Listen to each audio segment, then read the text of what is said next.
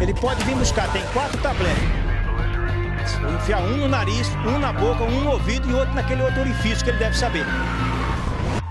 Obrigado, presidente. Boa tarde a todos. Violência, corrupção, desgraça, vandalismo, destruição, intolerância. O que eu acabei de falar agora são os ingredientes que sempre foram usados para a prosperidade e o avanço da ideologia da esquerda. Ao longo de décadas, nós testemunhamos a esquerda usando esses instrumentos para alcançarem mais poder na política, mais poder no jornalismo, na educação. Conseguiram durante muito tempo dominar o ideário coletivo, conseguiram dominar a narrativa, estão tentando fazer isso agora novamente.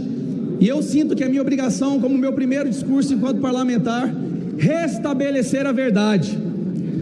A verdade está sendo espancada, deturpada, corrompida diariamente.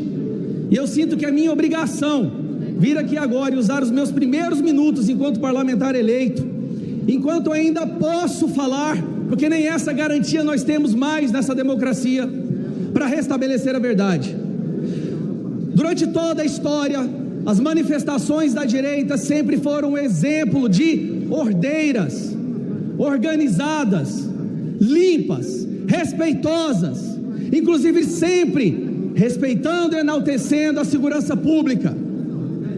Agora nós temos uma tentativa de instrumentalizar um crime, sim, que aconteceu no dia 8 de janeiro, para deturpar a história, para corromper uma história de manifestações pacíficas e ordeiras, ao contrário de todas as vezes que nós testemunhamos a esquerda nas ruas, onde eles quebram vidraças, invadem o patrimônio público e privado, atacam a polícia com coquetel molotov, xingam as autoridades, esfaqueiam candidatos a presidente, jogam pessoas debaixo de caminhão com fratura craniana, espancam pessoas simplesmente por estar andando nas ruas com a camiseta do Brasil.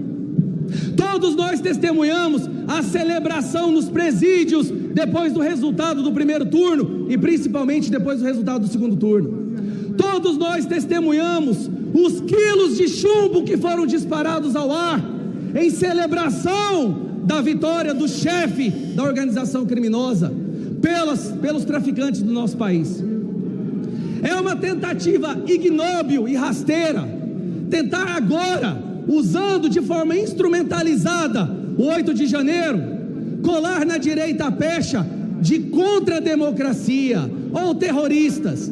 Terrorismo, um terrorismo chancelado por parte da imprensa, é o que fez que a direita voltasse às ruas para impedir que essas pessoas vestindo vermelho, os lulistas, porque se usa sempre bolsonarismo, os lulistas de depredarem o patrimônio público e assustarem as nossas famílias.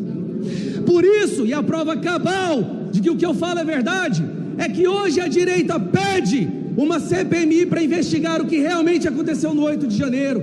E pasmem, senhores, é a esquerda que quer impedir essa CPMI de acontecer. Então eu faço um convite para os colegas da esquerda: assinem a CPMI do meu colega André Fernandes. Vamos juntos descobrir. Obrigado, nobre deputado, pelo pronunciamento de Vossa Excelência. Caros colegas parlamentares, o que nós estamos ouvindo de Lula nos últimos dias é um chororô sobre a independência do Banco Central. Ou melhor, chororô no popular, porque é muito mais do que isso. Se formos utilizar os termos, deputado Evair, que se utilizam normalmente hoje na política brasileira em relação ao que Lula está fazendo com Roberto Campos Neto e o Banco Central, o que ele está tentando fazer é tentativa de interferência em indivíduo, de ataque à instituição do Banco Central. As manifestações antidemocráticas de Luiz Inácio Lula da Silva contra as decisões do plenário da Câmara e do Senado, que por maioria qualificada de votos em lei complementar, deu ao Banco Central autonomia. Lula, está sendo antidemocrático, atacando este parlamento dia após dia com esse seu chororô contra a autonomia do Banco Central. E o pior, para defender aquilo que Dilma e ele mesmo fizeram no passado, quer interferir na política do Copom de juros, causando aumento de inflação e irresponsabilidade. Vejam bem, meus caros colegas, Lula está defendendo que o Banco Central não deve ser autônomo. Todavia, no entanto, autônomo não fosse, ainda assim, o presidente não pode interferir na política de juros do Banco Central, nem o ministro da Fazenda pode fazê-lo, porque o Copom se reúne a portas fechadas para discutir isso, e já deveria ter sido assim no passado, para preservar a moeda brasileira. Mas é lógico, Lula fala isso hoje porque no passado fazia exatamente isso, o que é ilegal, e interferir indevidamente na política de juros. E eu lembro bem de uma entrevista de Roberto Campos Neto, atual presidente do Banco Central brasileiro, considerado um dos melhores do mundo por especialistas e também um dos melhores da história do Brasil, dizendo, quando perguntado se algum dia tocou o telefone vermelho no seu gabinete, que não tinha entendido a pergunta. O jornalista teve de repetir, senhor presidente, peço a tolerância de um minuto para... O jornalista insistiu na pergunta, dizendo, não, o presidente alguma vez já ligou? E ele disse, não, isso não aconteceu com Jair Bolsonaro. E agora o que nós estamos vendo é esse chororô antidemocrático de ataque às instituições, de tentativa de interferência indevida de Luiz Inácio Lula da Silva no Banco Central do Brasil.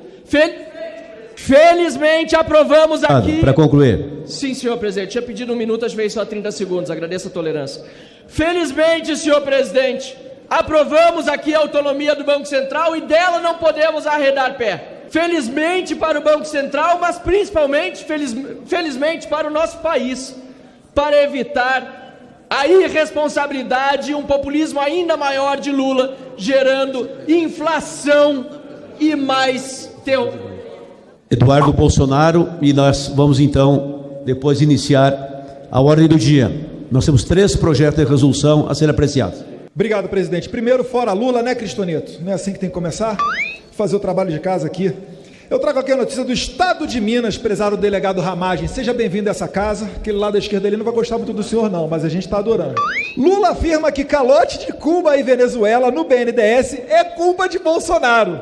Petista destacou que Bolsonaro deixou de cobrar, olha só, ele esqueceu de cobrar, Gilvan, os países em dívida para que pudesse ter a narrativa de culpar o governo Lula posteriormente. Coitadinho! Ele emprestou em 2010 para a construção do Porto de Mariel em Cuba, com prazo de financiamento de 25 anos, prazo de equalização de taxa de juros de 25 anos, percentual de cobertura de 100% para riscos políticos e extraordinário. Para quem não entende de empréstimo, é a mesma coisa. O governo Lula, final de 2010, emprestou para Cuba como se estivesse emprestando para a Suíça. É isso que eles fizeram. Aí agora Cuba não paga, deixou a garantia de pagamento em charutos, matéria da CNN, para não dizer que é blog de direita, né? Que quando a notícia é ruim, eles falam que é blog de direita. CNN, 28 de janeiro de 2022. Documento mostra que charutos foram garantia de Cuba ao BNDES. Queria o quê, Lula? Que a gente fosse mandar as Forças Armadas pegar charuto em Cuba? Porque você não sabia que eles eram caloteiros? Documentos obtidos pela CNN confirmam a acusação feita pelo presidente do BNDES, Gustavo Montesano, de que o Brasil aceitou charutos cubanos como garantia para o empréstimo bilionário para a construção do Porto de Mariel em Cuba. Meu Deus do céu, tem gente que votou nesse cara ainda acreditando que ia ter cerveja e picanha. Não vai ter cerveja, não vai ter picanha, mas vai ter muito desemprego, pode ter certeza. Porque eles estão repetindo a dose. O Lula, na verdade, é a Dilma 2.0. Ele anunciou que a primeira obra dele vai ser onde? Na Argentina. E eu vou dar uma chance para você adivinhar qual banco que vai financiar essa obra na Argentina do gasoduto. O BNDES. A gente vai dar oportunidade a esses ladrões. A gente não, porque eu não votei em corrupto, né? Essa culpa eu não levo comigo, não. Eu votei na pessoa honesta, Jair Bolsonaro, que tem R$0, nenhum escândalo de corrupção na conta dele. Mas enfim, só lembrando aqui que talvez a gente vai votar, vai acontecer aqui igual aconteceu em 2018, quando essa casa teve que aprovar R$1,1 bilhão porque o Brasil, para pagar empréstimos, né, da Venezuela e Moçambique, porque ficamos na posição de fiador desses caras. Esses caras são malucos. É uma quadrilha do Foro de São Paulo que vai voltar a assaltar o Brasil. É uma questão de tempo, presidente. Para concluir, mais 30 segundos, por favor. É uma questão de tempo. Muito obrigado pela tolerância, presidente Pompeu. É uma questão de tempo para que as malas de dinheiro voltem a rodar. Eles não têm condição nenhuma de fazer controle disso.